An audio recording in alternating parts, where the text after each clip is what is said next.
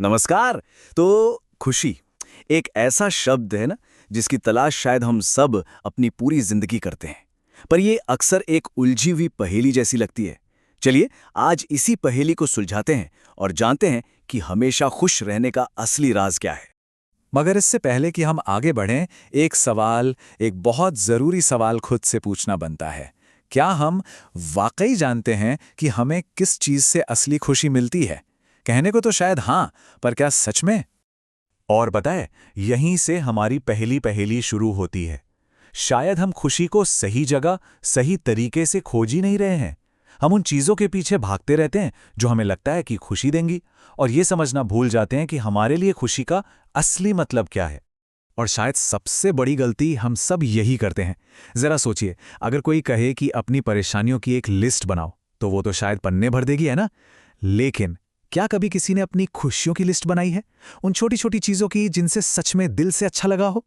नहीं ना। ज्यादातर लोग ऐसा नहीं करते। हमारा फोकस ही गलत जगह पर है। तो इससे एक बहुत बहुत ही जरूरी बात सामने आती है। क्या हो अगर हम खुशी को गलत जगह ढूंढ रहे हों?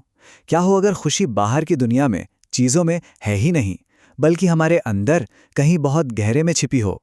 इसको ना ऐसे समझते हैं। देखिए, एक तरफ है बाहरी चीजें, जैसे पैसा, नाम, बड़ी बड़ी सफलता। हाँ, इनसे एक किक मिलती है, एक टेम्पररी हाई मिलता है। लेकिन दूसरी तरफ है हमारी अंदरूनी हालत, मन की शांति, सुकून, चीजों को देखने का हमारा नजरिया। असली टिकने वाली खुशी वो यहीं से आती है। और ये बात कितनी गहरी और सच्ची है कि एक मुस्कुराता हुआ चेहरा इस बात की गारंटी नहीं है कि इंसान अंदर से भी खुश है। ये तो बिल्कुल उस सर्कस के जोकर वाली बात हो गई, जो पूरी दुनिया को हंसाता था पर अंदर ही अंदर बिल्कुल अकेला और दुखी था। खुशी कोई दिखावा नहीं है, ये तो एक एहसास है। तो कुल मिला के बात यह है, खुशी का कोई एक बना बनाया फॉर्मूला नहीं है जो सब पर काम कर जाए। ये तो मन की एक अवस्था है, एक इंटरनल स्टेट ऑफ माइंड, जो हर किसी के लिए अलग होती है। ठीक है, मान लिया कि खुशी अंदर है, पर फिर एक सवाल उठता है, अगर ये हमारे अंदर ही है तो फिर ये इतनी आसानी से गायब क्यों हो जाती है? कौन है जो हमारी खुशी को हमसे छीन लेता है? देखिए, इसका एक साइंटिफिक एंगल भी है। हमारे दिमाग में ना कुछ केमिकल्स का खेल चलता रहता है। ये ऊपर नीचे होते हैं और हमारा मूड भी बदलता है।